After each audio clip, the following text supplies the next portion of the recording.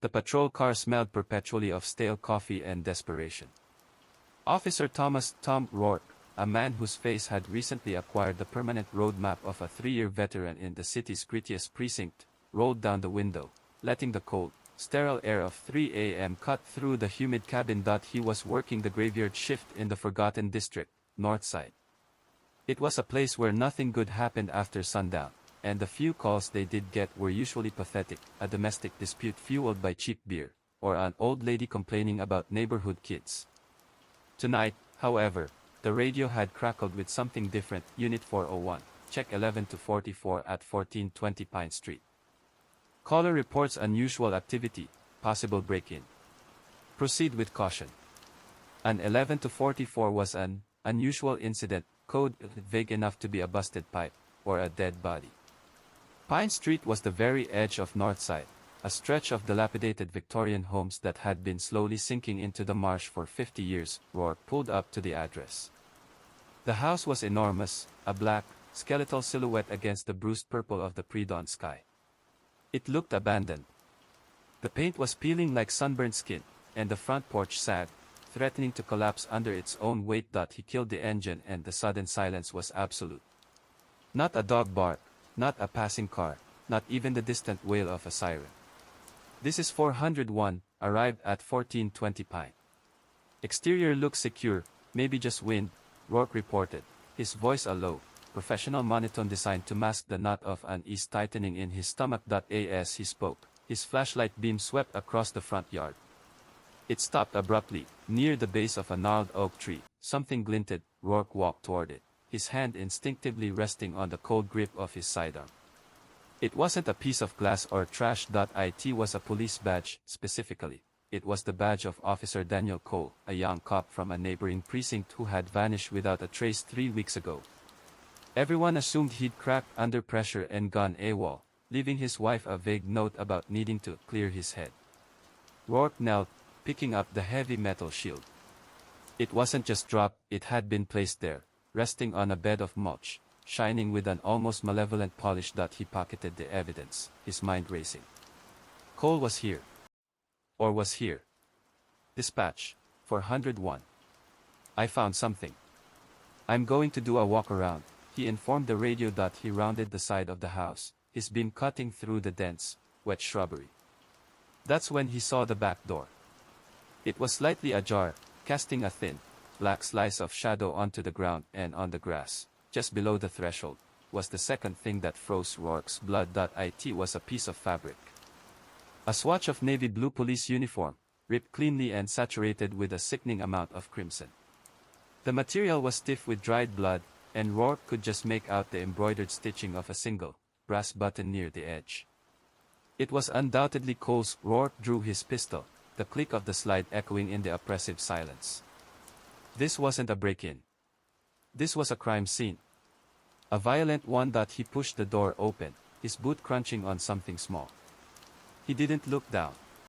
He raised his weapon, the beam of his flashlight piercing the absolute, consuming darkness of the kitchen. The air inside was thick and metallic, overpowering the musty smell of the old house. It smelled like a butcher shop. Police. Show me your hands. Rourke yelled, his voice strained. Silenced. He took a cautious step inside. The flashlight played over the room, broken dishes, overturned chairs, a general state of horrific disarray. But the focus of the beam, and of Rourke's terror, quickly fixed on the center of the room. There was a table, a long, wooden farmhouse table, and it was perfectly clean.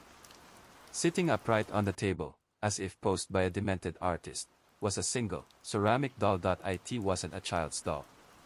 It was a grotesque mannequin, about 2 feet tall, dressed in a perfectly tailored, miniature police uniform, the exact model that Officer Cole would have worn, and on its tiny, porcelain face, where the mouth should have been, was a thin, chilling strip of dried, flaked human skin. Rourke stumbled back, his throat dry. The skin strip looked like it had been surgically peeled and then stitched onto the doll's face. It was the color and texture of an old scar. The doll's glass eyes, huge and vacant, seemed to follow him. Then, from the darkness of the hallway, a sound, soft and wet, drifted into the kitchen. It was the sound of something dragging slowly Deliberately, Rourke spun, aiming his pistol at the entrance to the hall. "Come out. Now." The sound stopped, and a new sound began. A low, gravelly whisper, too breathy and close for comfort. The name, Rourke, was a wet, rasping sound, like sandpaper dragging across bone. It didn't sound human. It sounded like something trying to sound human, and failing spectacularly. Officer Rourke stood rigid, his breath catching in his throat. His flashlight beam was glued to the black maw of the hallway. He knew, with the cold certainty of instinct, that whatever was down there was the source of the dragging sound and the blood. The whispering continued, but shifted, growing into a ragged, off-key, sing-song melody. "Little Bo Peep has lost her sheep." It was a nursery rhyme, delivered with the sinister cheer of a lunatic. Rourke took a deep, shaky breath, gripping his pistol with both hands. His training fought desperately against the primal urge to run. "I said, come out with your hands up," he barked, his voice straining to sound authoritative. The singing stopped instantly. Then, Rourke heard the new sound, a faint clink, followed by the distinct, unmistakable rattle of chains. The dragging noise resumed, heavier this time. Moving into his field of vision, his flashlight caught the object first. It was a chain, a heavy, rusted metal chain, maybe 4 feet long. It was looped around something dark and low to the ground. The beam moved up, and Rourke finally saw the figure. It wasn't a man. Not exactly. It was tall, impossibly tall, and wrapped entirely in shadow, like a hole punched out of the darkness. It wore clothes, but they were so tattered and grimed with grime and fluid they looked like rotting bark. Its skin, where visible around the neck, was pale and stretched taut, like old parchment, but the most terrifying detail was its head. It was unnaturally still, slightly cocked, and covered with something that looked like a poorly fitted mask. Only, it wasn't a mask. It was a policeman's blue dress shirt, stretched tightly over the skull, the collar buttoned all the way up. The dark, soaked fabric distorted the shape of the head underneath, making it bulbous and asymmetrical, and from the center of the chest, stitched into the shirt like a macabre rosette, was Officer Cole's badge. Not the badge Rourke found outside, but his ID photo badge, pinned through the fabric and glistening wetly. The thing was dragging the heavy metal chain, which led back into the deeper darkness of the hall. "Tom! Tom!" it hissed, the sound grating. Rourke fired. The blast of the .40 caliber pistol was deafening in the enclosed space. The muzzle flash illuminated the creature in a brilliant, momentary tableau of horror. The bullet hit the figure square in the chest, right where Cole's badge was pinned. The creature stumbled, a heavy, staggering movement. It did not fall. It did not bleed. It merely raised a hand, a large, skeletal hand, and slowly, deliberately, reached to its chest. It touched the point of impact. When it drew its hand back, Rourke's flashlight found it. Resting in the palm of the creature's hand was a perfectly spherical, pristine white marble. The marble was sticky with a viscous, black liquid. The creature closed its fingers around the marble, then, it tilted its covered head, and Rourke felt a paralyzing wave of understanding. The thing was laughing at him. It took a single step back, melting into the shadows of the hallway as smoothly as water. The dragging sound became fainter, moving away, toward the back of the house. Rourke lowered his gun slightly, his mind reeling. A marble. He had just put a round into something that should be on the floor, bleeding out, but instead, it had yielded a toy. His eyes fell on the spot where the creature had been standing. The floorboards were darkly stained and wet, but not with blood. It was a greasy, black sludge, and then he saw what the creature had been dragging, propped against the wall, covered in the same black sludge and wrapped loosely in the chain, was a full-size police mannequin. It was meticulously crafted, dressed in a new, standard-issue uniform, and its face was a blank, unsettling white, but Rourke noticed the detail. The mannequin's hands were cuffed behind its back, and its name tag, pinned securely to the uniform, read, Cole, D. As Rourke stared, a low, ominous tremor shook the floorboards. It wasn't the house settling, it was too rhythmic. Thump. Thump. Thump. It was coming from the floor beneath him. He looked down and saw a faint line in the old wood, running perpendicular to the kitchen counter. It was the seam of a trapdoor, expertly concealed. The rhythmic thumping accelerated, frantic and desperate, like a heart racing itself to death. Thump, thump, thump. A terrified, muffled voice, thick with dirt and panic, clawed its way up through the floorboards. "He helped me. Oh God, he helped me. I'm still here." The voice was unmistakably, heartbreakingly, Officer Daniel Cole. Rourke rushed to the trapdoor, shoving aside the overturned furniture. He slammed the butt of his pistol against the wood, trying to break the latch. The lock held fast. "Cole, I'm getting you out. Hold on." Rourke yelled, his adrenaline finally spiking. As he spoke, he felt a sudden, icy pressure on the back of his neck. He froze. He couldn't turn his head. He could only listen to the terrible, wet whispering that was now right next to his ear. "Don't you want to play with your friends, Tommy?" Rourke didn't hesitate. He spun, his body low, firing a shot toward the space where the whisper had originated. The bullet tore through the rotting plaster wall with a deafening crack, sending up a cloud of dust and debris. The creature was gone. The space behind him was empty, save for the hole in the wall. He immediately dropped back down to the trapdoor, his heart hammering against his ribs. The desperate, panic thumping from Officer Cole had ceased. The trapdoor, which moments ago was vibrating with frantic life, was now still. The black, greasy sludge, the same substance that coated the marble and the mannequin, was rapidly seeping into the grain of the wood along the trapdoor's seam. It looked like oil, thick and sickly sweet. The silence that replaced Cole's struggle was almost worse. It was too profound, too final. Then, Rourke heard the new sound rising from the darkness below. It was slow, high-pitched, and unnervingly mechanical. Shing. Shing! Shing! It was the clear, rhythmic sound of metal on metal, a knife being sharpened on a whetstone. The cadence was methodical, almost peaceful, utterly chilling in this context. "Cole!" Rourke roared, slamming his boot against the trapdoor again. "Talk to me. What's happening down there?" The only reply was the unwavering, deliberate shing. Shing! Shing! Rourke examined the latch. It was heavy iron, set deep into the wood. He couldn't shoot it off without risking hitting Cole, if Cole was still alive. He needed a pry bar, or an axe. He needed backup. "Dispatch, 401. I have a confirmed 10 to 54, officer needs assistance. Repeat, officer down. Suspect is armed and non-compliant, possibly multiple. Send full response, code 3, to 1420 Pine Street." The dispatcher's voice, usually a calm, professional shield against chaos, sounded tight. 401, transmitting code 3 now. ETA on backup is 8 minutes. Rourke, wait for support. Do not engage. 8 minutes. That was an eternity. The sharpening sound continued, filling Rourke's mind with nightmarish images. He looked around the dilapidated kitchen, searching desperately for a tool. That's when his flashlight landed on the old fireplace, and propped against the soot-stained bricks was a relic, a heavy, cast-iron poker. Rourke snatched it up. It was nearly 5 feet long, substantial, and ended in a wicked, curved point.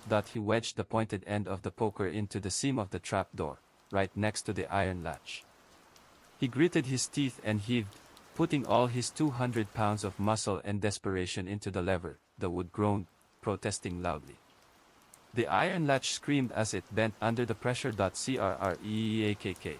The latch finally buckled and sprang free. Rourke threw the trapdoor open, stepping back, pistol raised, ready for anything. The air that rushed up from the hole wasn't cold.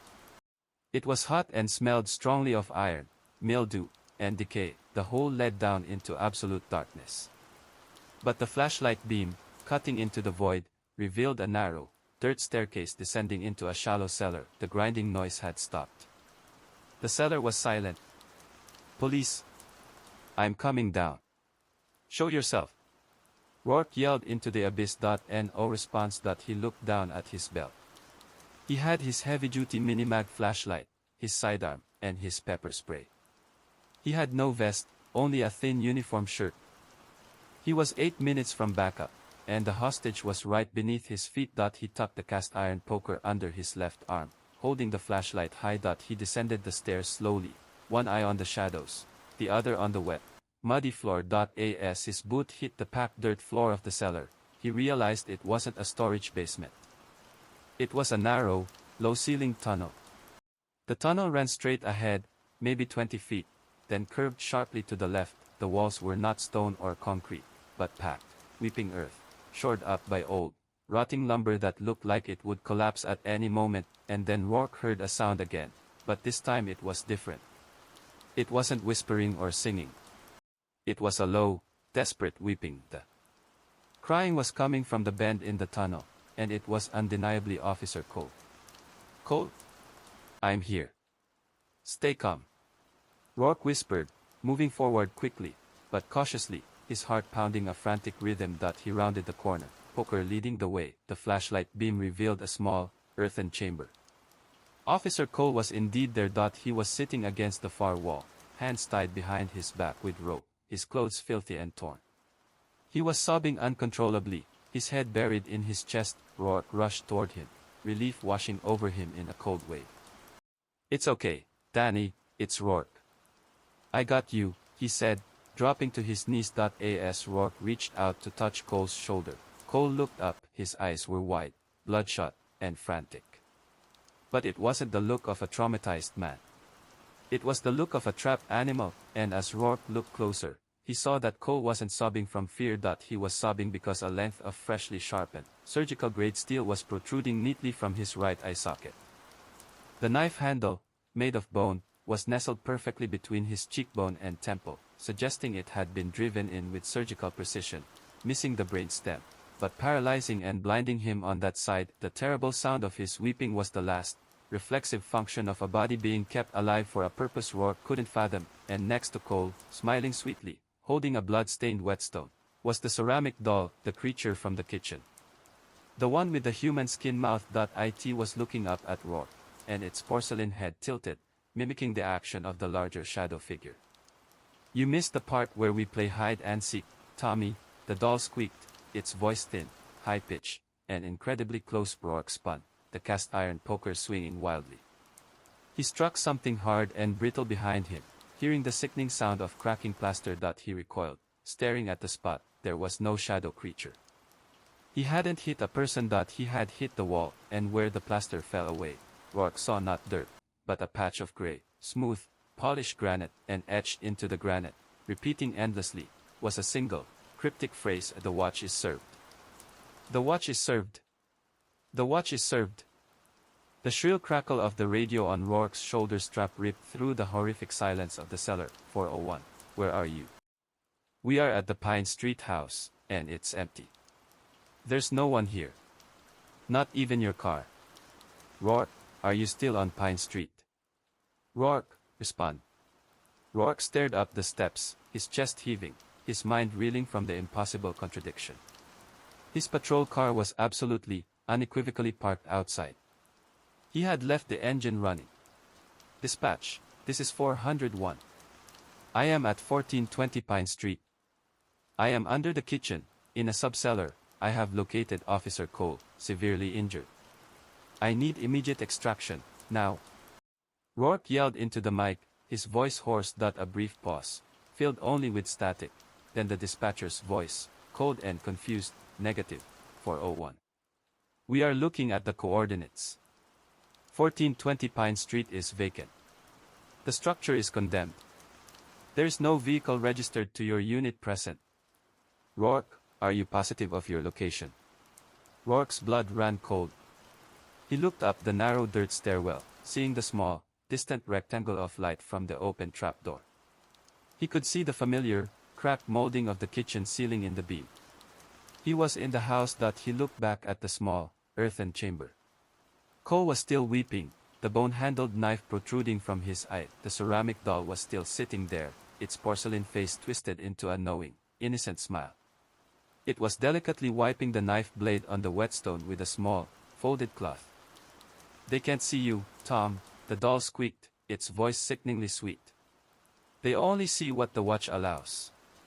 Rourke swung the poker at the doll with vicious force.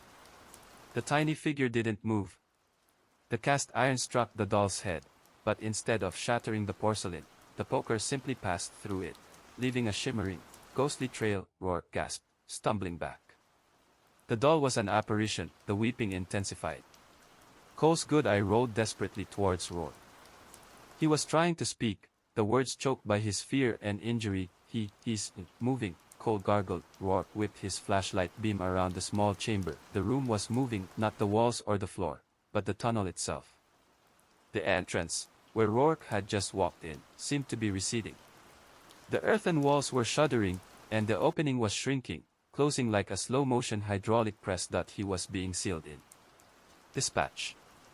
The house is collapsing. I'm trapped. Get a crew in here, now. Rourke screamed that he scrambled back toward the shrinking gap. He had to get out, or he'd be crushed and buried alive with a tortured, half-dead comrade and a psychokinetic doll. As he moved, he glanced back at Cole. The ceramic doll was now standing on Cole's lap. It was holding the bone-handled knife, not by the handle, but by the tip of the blade, its tiny fingers stained with black sludge. It was reaching for the name tag on Cole's tattered, blood-soaked uniform. Rourke ignored the doll. He leaped through the narrowing gap, scrambling back into the main tunnel. The walls were already inches tighter, the timber supports groaning under immense pressure. He looked back. The earthen chamber was gone.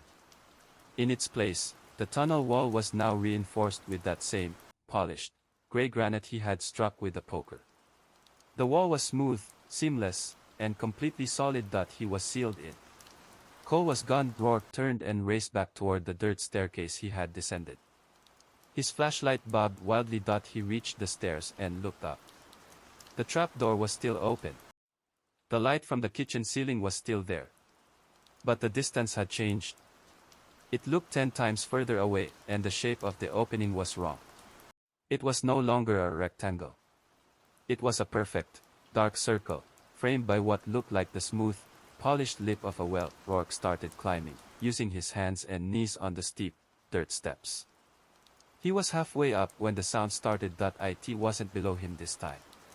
It was above him. A heavy, measured thump-thump sound, like someone slowly pacing, came from the kitchen floor, right above the hole. Rourke froze, listening. The pacing stopped directly over the opening. Then, a black, slick object descended into the light, hanging directly over Rourke's head. It was a pair of polished black shoes. Size 12. Military style. They were immaculate, pristine, and perfectly still. The fabric of the pants above the shoes was not the stained blue of Officer Cole's uniform, or the filthy rags of the shadow figure. It was the clean, crisply creased fabric of Rourke's own uniform trousers. And then, the voice. It was a calm, deep baritone, professional, and chillingly familiar. 401. You left your car running. That's sloppy work, Rourke. Now, come and serve your watch. Rourke looked up, his pistol aimed at the shoes. He knew that voice. He knew those shoes. It was Captain Elias Kincaid, his own commanding officer, a man who lived 300 miles away. The voice from above, Captain Elias Kincaid's deep, authoritative baritone, was a chilling anchor in Rourke's escalating nightmare. 401, you left your car running. That's sloppy work, Rourke. Now, come and serve your watch. Rourke stared up, pistol fixed on the polished black shoes. They were immaculate, untouched by the dust and decay of the house. He felt the freezing presence of whatever was standing there, radiating an unnatural coldness. Then, he heard the soft, sickening drip, drip. Drip. Rourke frantically shone his flashlight up the well-like shaft. It wasn't blood dripping onto the steps beside his face. The kitchen ceiling above the opening was weeping a thick, viscous, black liquid, the same sludge that had coated the marble, the mannequin, and the trapdoor. The sound of his radio, forgotten until now, suddenly erupted in a frantic, high-priority alert. All units, be advised, a citywide alert has been issued. Captain Kincaid has been missing for 72 hours. He is considered armed and extremely dangerous, last seen wearing an identical. 401, get out of there. The dispatcher's voice, raw with fear, cut off abruptly, replaced by a blast of static so loud it sounded like tearing metal. Rourke didn't wait. He didn't fire. He recognized the sheer impossibility of the situation. He was standing in a sealed tunnel beneath a house that didn't exist, facing a murderous entity wearing the uniform of a missing man. He turned and plunged down the remaining steps, heading back into the pitch-black tunnel. He had to assume the exit was now in the opposite direction, or simply not there at all. As he ran, the voice of the pseudo-Kincaid echoed down the shaft, calm and conversational. "Running. You're breaking procedure, Rourke. You abandon your post, you fail your partner, you'll join the watch." The last word, watch, was drawn out into a guttural hiss that seemed to vibrate the very ground beneath Rourke's feet. He kept running, slamming into a blind wall only a few feet from the stairs. The granite wall he'd seen earlier. Sealed in. He swung his flashlight frantically. The tunnel now ran in two directions from this central point, left and right, parallel to the now sealed-off stairs. To his right, the tunnel was straight, ending in a darkness so profound it seemed to absorb the light. To his left, the tunnel was shorter, but the air immediately felt heavier, thicker. He could hear a low, rhythmic snuffling sound, like a large animal searching for food. Rourke chose the left, gripping the cast iron poker tighter. At least that direction offered a clear threat he could potentially fight. He rounded the corner, poker held high. The tunnel opened into a small, damp chamber, a storage room of some kind, and in the center of the room, illuminated by Rourke's light, was a grotesque tableau. Dozens of objects hung from rusty, heavy-duty meat hooks fixed to the ceiling. They were not carcasses, but police gear. Vests, belts, holsters, uniform jackets, all stained with the same black sludge, and amongst the hanging gear, in the middle of the room, was a full-size figure. It was the shadow creature from the kitchen, still tall and wrapped in darkness. But it was doing something. It was hunched over, meticulously sewing something with a thick, gleaming copper wire. What it was sewing made Rourke's blood run cold. It was stitching together sections of dried, cracked, human skin into small, patchwork garments. These were the miniature uniforms worn by the porcelain doll. The creature was a tailor of human hide. As Rourke watched, horrified, the shadow creature reached to its own chest, the place where Rourke had shot it, and pulled the stitch of copper wire taut. It turned its covered head toward Rourke. There was no noise of recognition, no verbal threat. It simply gestured with a long, skeletal finger toward a specific hook. Hanging there, waiting, was a pristine, brand new uniform shirt, still folded, with Rourke's name tag already pinned above the pocket. Below the shirt, hanging upside down, was AMA, and it was a large, muscular man. Stripped bare, his wrists and ankles secured with the same heavy chain used to drag the mannequin. The man was still alive, but barely conscious, his head lolling. The man was Sergeant Mike Varick, Rourke's shift supervisor, the man who had assigned him the 11-44 call. He was covered in the same black sludge, and beneath Varick's dangling, tormented form was a pedestal. Resting on the pedestal was a single, small, gleaming object, Rourke's car key, still attached to the department-issued keychain. The shadow creature raised its hand again, not gesturing this time, but pointing.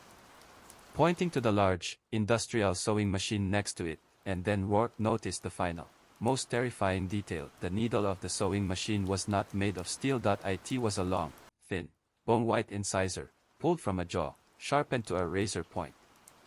The voice of Captain Kincaid, booming and malicious, echoed from the shadow creature's shrouded form. "Your watch begins here, Rourke. The keys are yours. But to take them, you must first earn your new uniform." The creature lunged toward Sergeant Mike Varick, who hung limply from the meat hooks, inches above the stone floor. Its skeletal hands, tipped with long, black nails, reached for Varick's unconscious body, clearly intending to begin its ghastly tailoring work. Rourke's training kicked in, overriding the shock. He had only seconds to act before Varick became another piece of raw material. "Get away from him!" Rourke roared. He moved, not toward the shadow creature, but toward the central pedestal. He had to get those keys. They represented his only link back to the outside world, a world where this nightmare did not exist. As he closed the distance, he swept the cast iron poker in a wide, vicious arc, aiming at the creature's midsection. The poker struck the creature with a sickening thwack. The impact was like hitting a wet sack full of stones, heavy, dense, and unnervingly soft. The creature staggered, letting out a high-pitched, inhuman shriek that scraped along Rourke's nerves. It stumbled away from Varick, its attention momentarily diverted. This was Rourke's chance. He snatched the keys from the pedestal, the cold metal digging into his sweaty palm. The moment he touched them, a massive, deafening clang reverberated through the tunnel. The ground shook violently, Rourke's ears rang, and he stumbled back, disoriented. He looked up. The hanging police gear, vests, belts, and jackets, began to swing wildly on their hooks. Suddenly animated, the shadow creature turned to face him again. The place where the poker hit was already healing, the torn fabric of its rags knitting itself back together, sealed with a fresh line of black sludge. It no longer spoke. It simply moved. It approached Rourke with impossible speed, a blur of darkness, its long, skeletal fingers outstretched. Rourke raised his pistol and fired 3 times, center mass. Blam. Blam. Blam. The shots had the same effect as his earlier attempt. None. The bullets seemed to impact a wall of dense, psychic energy. Rourke watched in horror as 3 perfect, white marbles, identical to the one found earlier, dropped from the creature's chest and bounced across the stone floor with a tiny, innocent sound. As the creature loomed over him, Rourke instinctively ducked and rolled sideways, bringing the cast iron poker up. He thrust the curved, sharp end straight up, aiming for the creature's obscured face. The poker slipped beneath the cloth covering its head and made contact with the hidden skull beneath. There was a sound like breaking porcelain and tearing paper. The shadow creature recoiled violently, its hands flying up to its face. A thick stream of the black sludge poured from the head covering, sizzling slightly as it hit the dirt floor. From the tear, Rourke saw a glimpse of what was beneath the rag, not a face, but a dense, knotted mass of copper wiring and dried, flaking human muscle tissue, contorted into the rough shape of a skull. The eyes were 2 small, red pinpricks of light that pulsed with hate. The creature let out a series of frantic, buzzing clicks, like 1,000 malfunctioning clock mechanisms winding down at once. This was his real opening. The creature was wounded, confused, and momentarily distracted by the pain. Rourke scrambled to Varric's dangling body. He used the sharp point of the poker to cut the rope binding Varric's wrists. As the sergeant's hands came free, his eyes fluttered open. He was barely coherent, his lips crusted with dried sludge. "Tommy, the watch.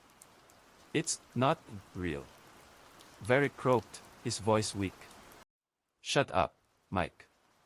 We're getting out," Rourke hissed, throwing Varric's heavy arm over his shoulder. The shadow creature was healing rapidly, the buzzing sounds decreasing as its head reformed. Rourke started dragging the heavy, near-unconscious Varric back the way he came. He couldn't go through the tunnel he'd just sealed off.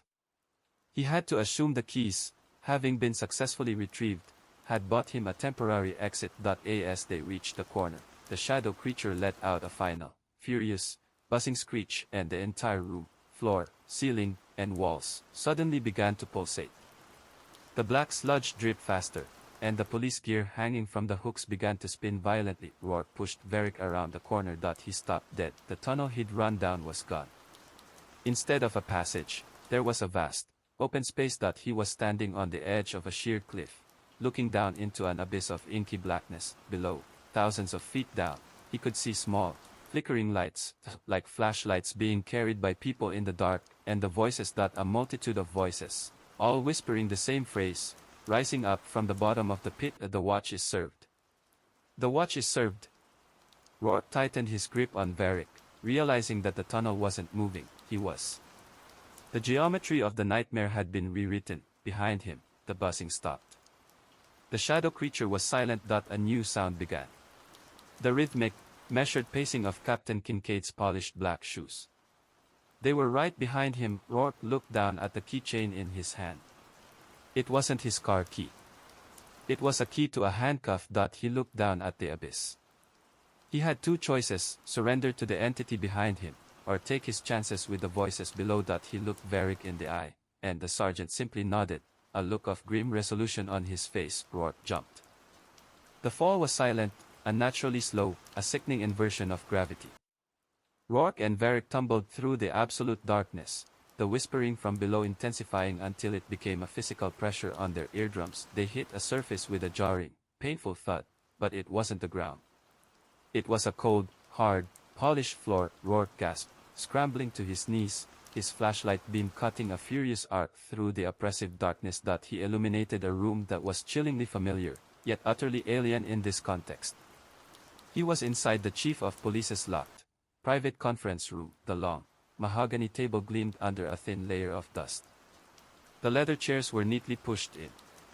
But the room was profoundly wrong. The windows, which should have overlooked the city skyline, were all meticulously bricked over with smooth, gray granite, the same material Rourke had seen in the tunnel. Every surface, the walls, the table, even the clock face, was covered in hundreds of photographs.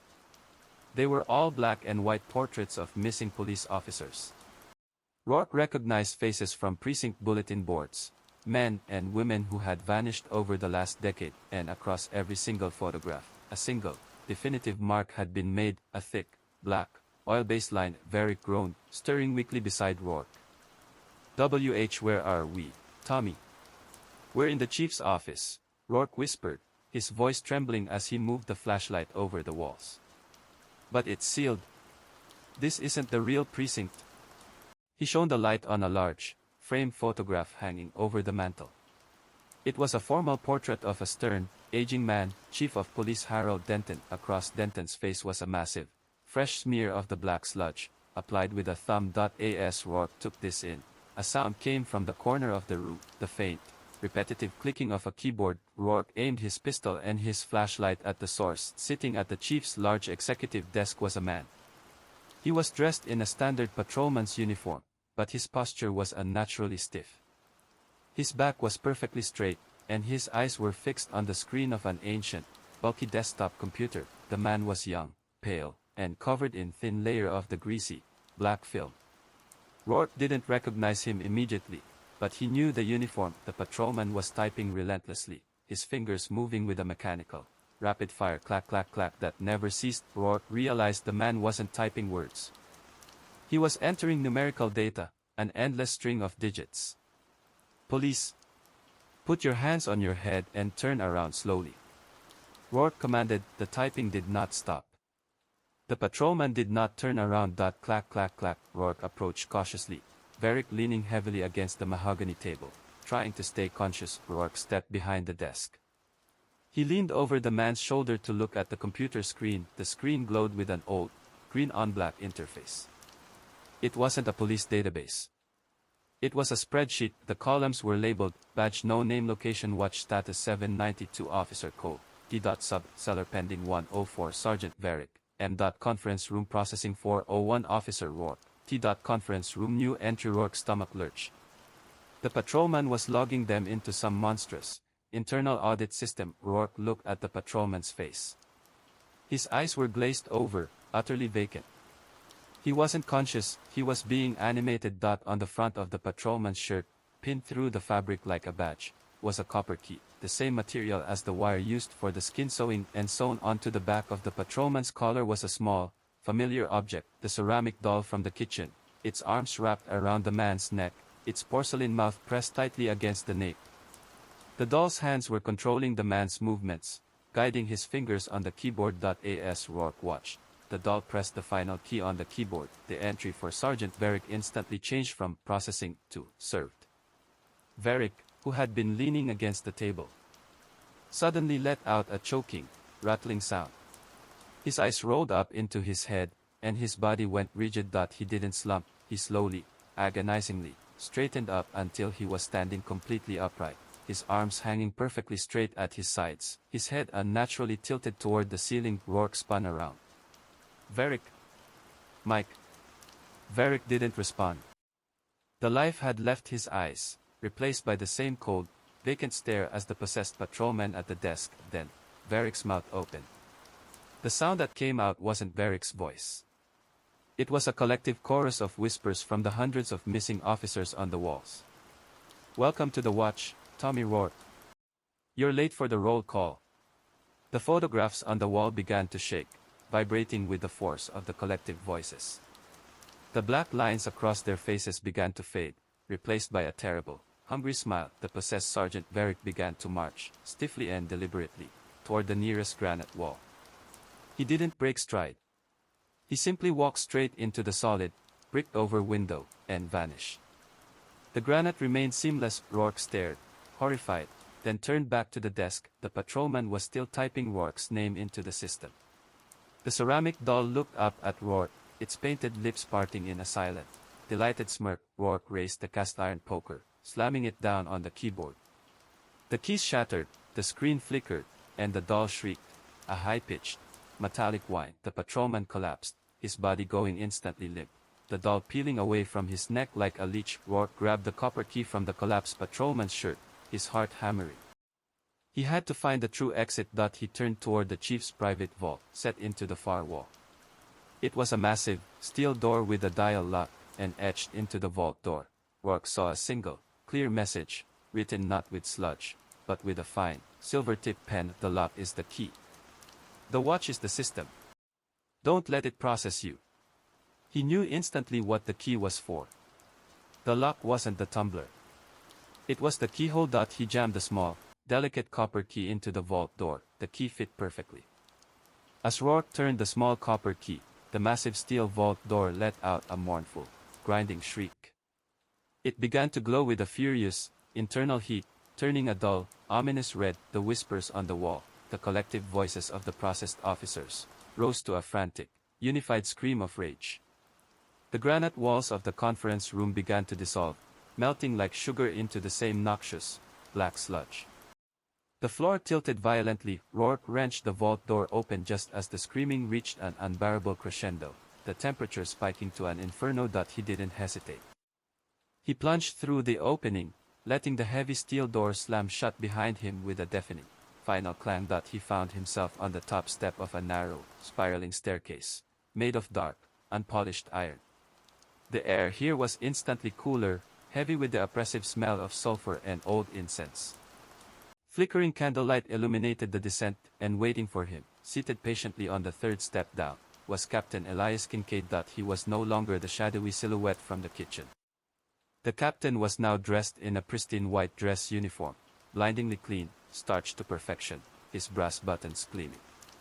He looked professional, polished, and utterly, malevolently sane. He held a straight razor, its silver blade catching the faint light of the candles.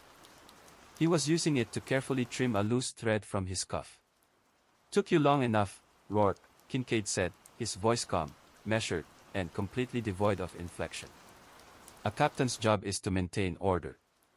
Yours is to follow it. Running around in the tunnels is disorderly." Rourke raised his pistol, aiming squarely at the captain's immaculate white chest. "You're not Kincaid," Rourke growled, his hand shaking slightly. "Where is the real captain? Where are you keeping these men?" Kincaid sighed, a sound of profound disappointment, and laid the razor neatly across his knee. Poor Rourke. Always asking where. Never asking why. The answer is simple: I am the watch. I am the order. And the men are all right here. Kincaid tapped the breast pocket of his white uniform. "Every soul, every thought, every failure to follow procedure is accounted for. This isn't a place, officer. It's a system. And you, Rourke, are our newest bug." Rourke took a step down, ignoring the twisting panic in his gut. "Let them go," Rourke demanded. Kincaid smiled, a thin, brittle expression that didn't reach his cold eyes. He stood up slowly, effortlessly, and the straight razor slid into his hand. "The watch is a service," Kincaid corrected, taking a step up, forcing Rourke to retreat. "And the service requires uniformity. I am the tailor, the accountant, and the recruiter." He raised the razor, pointing it toward Rourke's neck. "That uniform you are wearing is contaminated, Rourke. It smells of fear and disobedience. To truly serve, you must be stripped of your identity. You must be clean. Pure." Kincaid lunged with impossible speed. Rourke barely moved, throwing his arm up in a desperate defensive move. The razor whistled past his face, narrowly missing his throat, instead tearing a long, deep gash into his forearm. Pain exploded up Rourke's arm. He cried out, stumbling back. The razor had cut through his uniform shirt and deep into the flesh, drawing a rush of bright, crimson blood, the first normal, human blood he had seen in this nightmare. "Sloppy, Rourke," Kincaid chastised, flicking the razor clean. "A good watchman bleeds black." As the captain lunged again, Rourke fired. This time, he didn't aim for the center mass. He aimed for the captain's head. Blam! The bullet struck Kincaid's forehead with a sickening impact. The captain's head snapped back. He paused, rigid, for a moment, then, slowly, Kincaid raised a hand to the bullet wound. The skin and uniform instantly sealed over the impact point, leaving no trace of the entry wound, no blood, nothing. Kincaid sighed again, a sound of supreme annoyance. You continue to rely on the tools of the outside. They have no purchase here. He reached into his breast pocket and pulled something out. He tossed it onto the stairs at Rourke's feet. It was a small, cylindrical object wrapped in clear plastic. Rourke's eyes widened in recognition. It was the key fob for his patrol car, pristine and unmarked. But attached to the fob was a small slip of paper, folded precisely. Rourke bent down, snatching it up. He opened the paper. Written in the captain's elegant, familiar script was a single line, "I am the key." Kincaid lunged for a third time, the white uniform a terrifying blur in the candlelight. Rourke didn't dodge. He reacted. He slammed his pistol, the useless tool of the outside, straight into the captain's throat. The contact wasn't physical, it was electric. A jolt of agonizing static electricity surged through Rourke's hand and into the captain's neck. The captain recoiled, emitting a sound that was half gasp, half frying circuit. His white uniform flickered, and for a terrifying second, Rourke saw the shadow creature's black, skeletal form superimposed beneath the white cloth. The uniform, it's a shield, Rourke realized. The white is the clean slate, the watch's true skin. Rourke saw his only chance. He grabbed the captain's neck with his good hand, maintaining the punishing electrical feedback, and shoved him hard down the twisting iron staircase. Kincaid tumbled, the elegant white uniform flashing in the candlelight, the straight razor flying from his grasp. Rourke didn't wait to see the impact. He jumped over the railing and landed hard on the chamber floor, pistol still in his hand, ready for the counterattack. He looked up. Kincaid lay crumpled at the bottom, momentarily stunned. The chamber was small, circular, and lined with dozens of tall, flickering candles. In the center, beneath a massive, ornate iron pendulum, was a small, simple wooden box. Etched into the box was the symbol of the watch, a small, stylized police shield. Rourke rushed to the box, ignoring the agonizing throbbing in his arm. Kincaid was already beginning to stir. He pried the lid open with the cast iron poker. Inside the box, nestled on a bed of faded, black velvet, was a single, tiny, golden object. It was a perfectly crafted, miniature police whistle. Rourke stood over the open box, clutching the small, golden police whistle. It felt impossibly light and cold in his hand. Behind him, Captain Kincaid's voice rose, cold and triumphant. "You found the bell, Rourke. Now ring for service." Rourke spun around, his pistol instinctively aimed. Kincaid was standing up, his pristine white uniform now marred by large, spreading patches of the oozing black sludge, making him look like a monstrous, inverted negative of his shadow form. He was fully functional and radiating malignant energy. "The whistle, it's a warning, isn't it?" Rourke rasped, backing away towards the iron staircase. Kincaid tilted his head, the black spots on his white uniform pulsating slowly. "A warning, a call, a summons," Kincaid corrected softly. "It is the sound of the watch demanding accountability. Blow it, Rourke. Let them know you've arrived." Kincaid took a deliberate step forward. He then reached out, not with his full body, but with his arm. The arm passed through the solid stone wall of the chamber as if it were water, disappearing up to the shoulder. It returned seconds later, pulling back through the stone, and in Kincaid's grasp was the severed head of Officer Daniel Cole. The head was pale, eyes wide and fixed, and the bone-handled knife was still lodged precisely in the right eye socket. Kincaid held it out to Rourke like a ceremonial offering. "Your partner." He was weak. He cried too much. "I kept his mind alive long enough to feel the processing," Kincaid stated, his eyes glowing with sadistic pleasure. "Take him, Rourke. His watch is served. Yours is just beginning." Rourke felt a wave of dizzying nausea. He couldn't shoot Kincaid, the bullets were useless. He had to use the only non-standard tool he possessed, the whistle. He jammed the tiny golden whistle between his lips and blew with all the force he could muster, trying to override the pain in his arm. It didn't sound like a typical whistle. Instead of a sharp, piercing blast, the whistle emitted a low, continuous, impossibly deep gong. It was the sound of a massive, ancient bell tolling, the sound of the iron pendulum swinging above them. Gong. Gong. Gong. The sound didn't shake the room, it vibrated inside Rourke's skull. The effect on Kincaid was immediate and catastrophic. The captain dropped Cole's head, which rolled sickeningly across the stone floor. Kincaid clutched his head with both hands, the black sludge on his uniform beginning to boil and hissed. He staggered back, his voice dissolving into a ragged, frantic scream of pure agony. No. The bell is not ready. You cannot summon the... Kincaid couldn't finish the sentence. The entire chamber went dark. The candles extinguished instantly, and the light from the golden whistle, which now pulsed with a faint, amber glow, was the only illumination. Rourke heard a heavy, metallic grinding, and the smell of sulfur intensified 1,000-fold, making him gag. The center of the room, where the small wooden box and the pendulum stood, began to sink into the floor with a terrifying, groaning sound. Rourke kept the whistle pressed to his lips, blowing a frantic rhythm. Gong. Gong. Gong. Kincaid was still screaming, his white uniform now completely submerged in the boiling black sludge, melting the fabric. He was dissolving, screaming that impossible word, that the central platform dropped completely out of sight. The floor was gone, replaced by a massive, pitch-black pit, much larger and deeper than the previous abyss, and from this new abyss, Rourke heard a sound that was far worse than the collective whispers or Kincaid's screams. It was a sound of immense power, a low, grinding sound of gears turning beneath the earth, accompanied by a colossal, measured breathing. The breathing was labored, deep, and impossibly ancient, like a mountain sighing. A voice, not a whisper, not a scream, but a voice of pure, cold authority that bypassed Rourke's ears and spoke directly into his mind, answered the tolling bell. Who dares awaken the watch? The voice was neither male nor female. It was the sound of the system itself. Rourke felt a new type of fear. Kincaid wasn't the master, he was just a warden.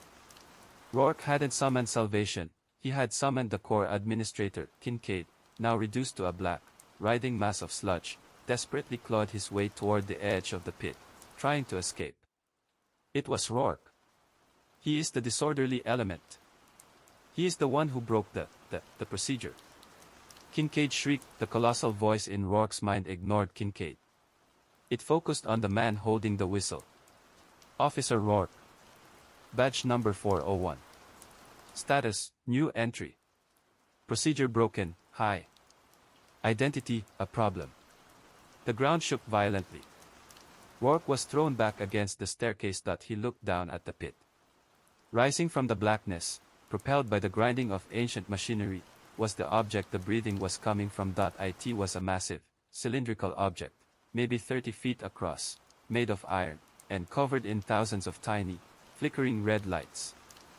It looked like a gigantic, corroded clockwork drum, and all over the surface of the drum, Rourke could see faces, the pale, vacant, horrified faces of every missing police officer, embedded into the metal, their eyes rolling slowly, eternally. The face of Sergeant Varick was there. The face of Officer Cole was there, and slowly, precisely, a new section of the iron drum began to glow, heating up until it was incandescent. The new space was exactly the size and shape of a human face. The colossal voice addressed Rourke one last time. Report to your post, Officer Rourke. Your image is required for service.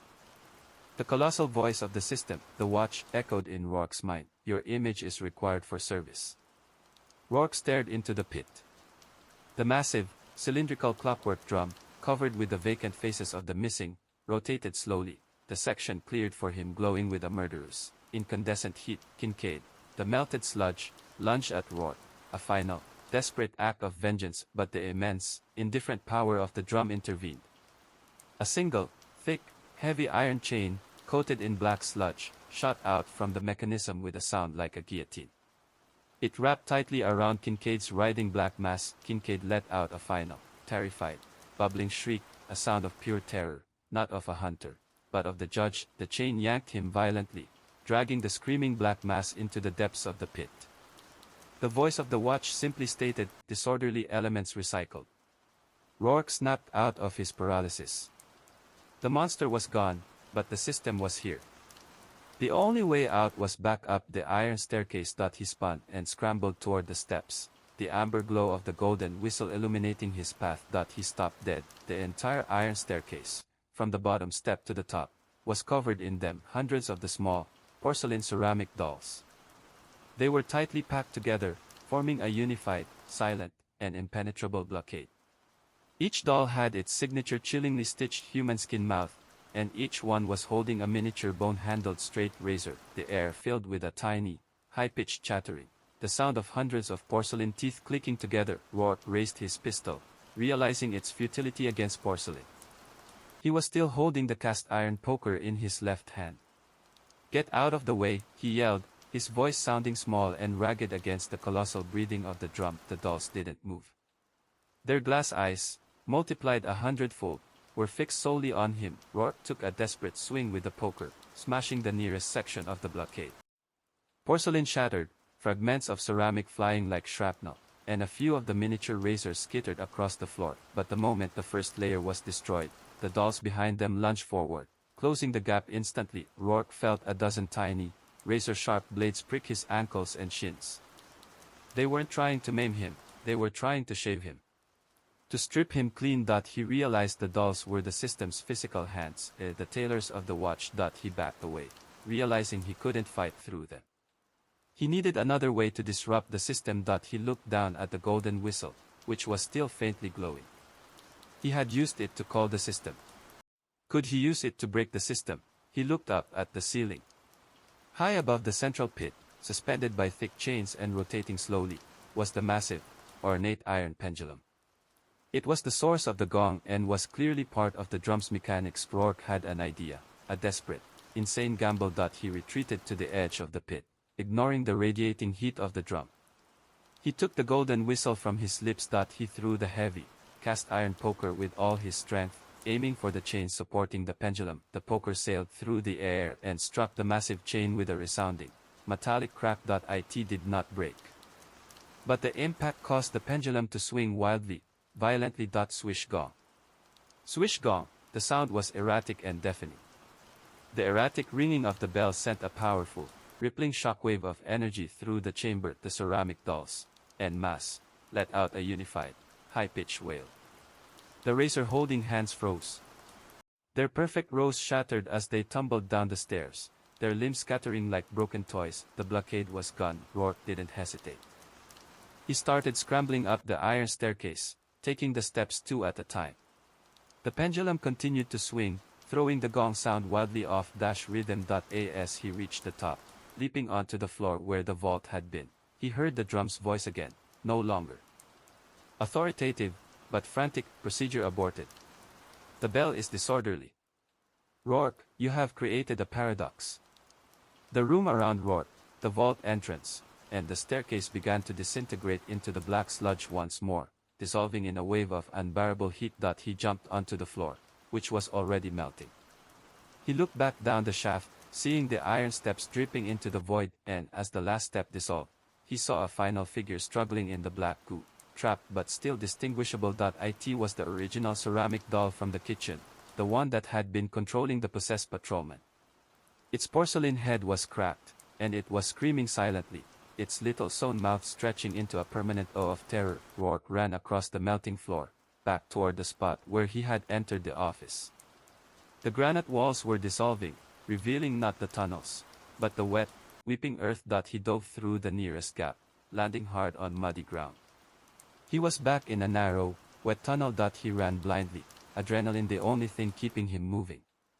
The booming voice of the drum was fading, replaced by a sound Rourke recognized, the distant, faint wail of a siren. He ran towards the sound, rounding a corner, and found himself standing in a familiar, damp, earth-walled basement. Above him, resting on two wooden supports, was the bottom of a normal, rickety old wooden floor, and in the corner of the basement, hanging neatly on a coat hook, was an item Rourke hadn't seen since the beginning of the nightmare: his personal jacket, the one he'd worn over his uniform that night, with his keys and wallet still in the pocket. Rourke snatched his personal jacket from the coat hook. The weight of his wallet and keys was a profound relief, grounding him instantly in reality. The booming, authoritative voice of the watch was gone, replaced by the mundane sounds of the real world.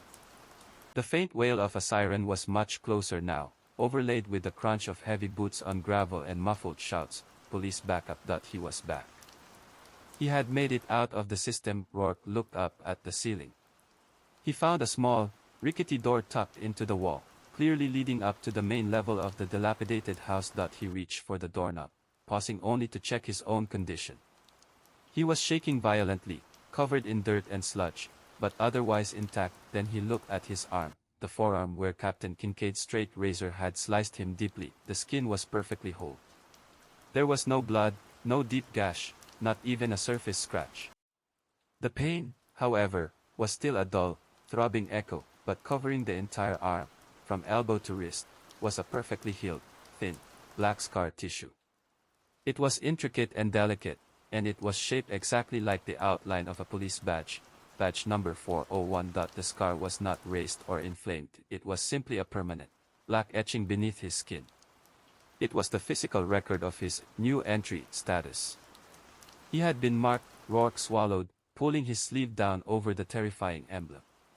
He didn't want the real police to see this. Not yet. He twisted the knob and pushed the door open. It led up a short, wooden staircase, opening into a small, dusty utility closet. He stepped out of the closet and into the kitchen. It was the same kitchen he had entered hours ago, but now seen through the lens of sanity. The room was dark, cold, and coated in a thick layer of dust. There were no overturned chairs, no shattered dishes. There was no metallic smell of blood, and in the center of the room, there was no long farmhouse table. There was only a dusty, empty space where it should have been. The entire horror show, the doll, the sludge, the screaming latch, the basement trapdoor, had been an internal construct of the watch. A bright light suddenly flooded the room as the back door, the one Rourke had first entered through, was violently kicked open. "Police! Hands up!" On the ground. Two uniformed officers rushed in, their flashlights blinding Rourke. Behind them, Rourke could see the flashing lights of multiple patrol cars, illuminating the dilapidated Victorian house. The lead officer, a thick-set man with a heavy beard, recognized him instantly. "Rourke. Jesus Christ, Rourke, is that you? You're covered in muck." It was Detective Miller, a man Rourke had worked a few cases with. Miller lowered his weapon slightly. "Where have you been? We got your 10 to 54 call hours ago, but when we got here, your patrol car was gone, the house was empty, and the only thing we found was this." Miller gestured to the floor. Rourke looked down. There, resting exactly where the ceramic doll had been placed in the nightmare, was a small, black object. It was Rourke's departmental-issued taser, its cord stretched and severed cleanly with a sharp, fine cut. "We found it next to the foundation," Miller continued, looking around the empty, condemned room with a professional eye.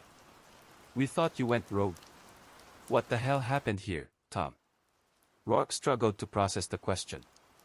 How could he explain the sentient system, the skin Tailor, the clockwork drum, and the dissolving captain to this normal, skeptical detective? He looked out the back door, toward the gnarled oak tree in the front yard. He thought of Officer Cole's badge, placed so neatly. "I found a badge," Rourke said, his voice husky. "Officer Cole's badge. And I found evidence he was here, and badly hurt. I chased the suspect down into the subcellar." "Subcellar?" Miller frowned, shining his light onto the dusty floorboards. "This house is empty.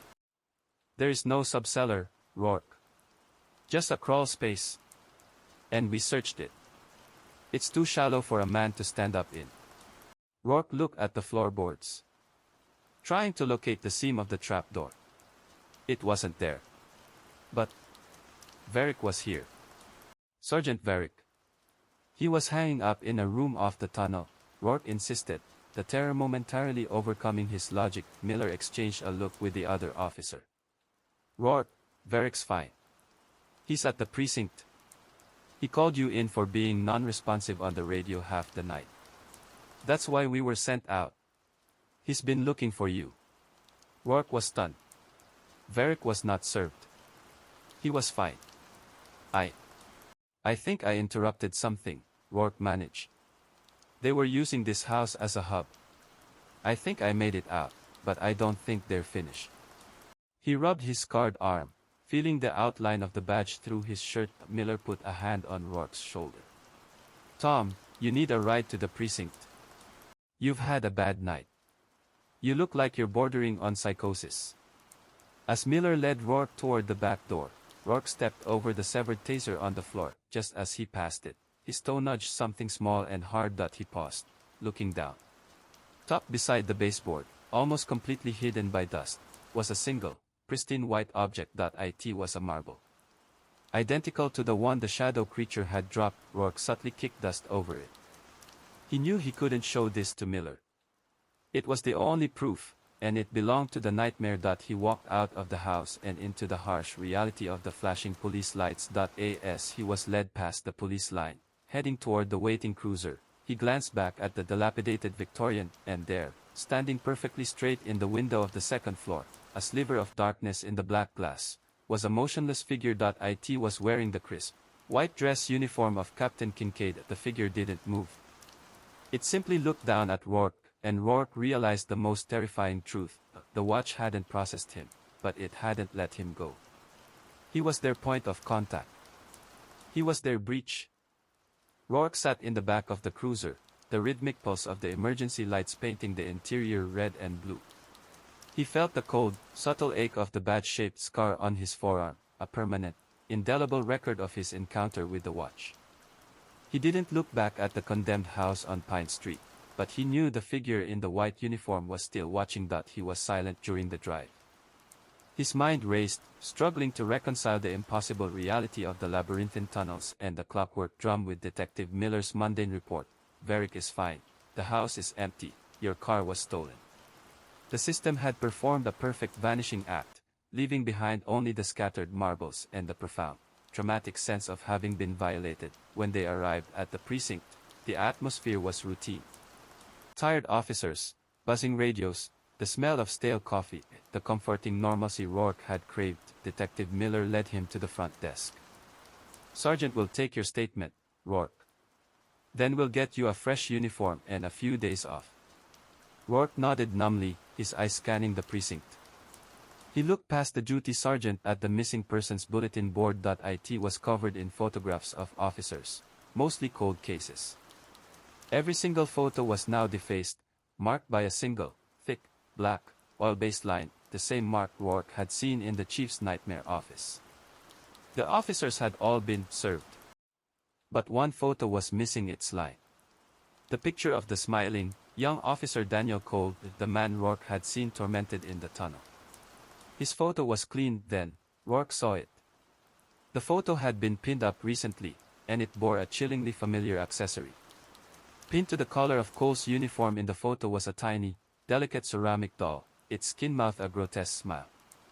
The doll was Cole's new badge. Cole wasn't missing, he was the watch's newest active element. Rourke felt a heavy hand clap his shoulder. "Tom. You scared the hell out of us, man. Where did you run off to?" It was Sergeant Mike Varick. Alive, well, and smelling faintly of cheap cologne and the precinct. He looked perfectly normal, his beard trimmed, his uniform crisp. Rourke turned slowly, locking eyes with his supervisor. "Mike. You're okay," Rourke murmured. "Of course, I'm okay," Varick chuckled, but the sound was flat, lacking genuine warmth. As Rourke looked deeper into Varick's eyes, he saw it, the same distant, vacant, cold stare he had seen in the possessed patrolman and the served body of Varick in the tunnel. The life behind the eyes was gone, replaced by a cold, computational emptiness. Varick smiled, a wide, unnatural expression that stretched his facial muscles too far. "We need to go over your report, 401. Your patrol car was recovered 2 blocks from Pine Street. It had been cleaned. Absolutely spotless. Not a single trace of dirt or anything else." Varick leaned closer, his voice dropping to a low, chilling whisper. "They just want you to forget the procedure for now. But you know the truth, don't you, Tommy?" Rourke stiffened. Varick didn't speak the truth as a man, he spoke it as a host, and then Rourke saw the final, damning piece of evidence. Pinned to the lapel of Varick's uniform jacket, a small, ornamental pin was visible. It was a perfectly crafted, miniature, golden object, the police whistle. The bell, Varick was not simply back. He was the watch's new warden. Don't worry, Tom, Varick said, gently taking Rourke's arm, the one with the scar. You're a new entry. They need you to understand the order before they officially finish the processing. You've been given a special assignment. Varick pulled out a notepad and a pen, his eyes fixed on Rourke. Your first task is simple, you are taking the graveyard shift in Northside.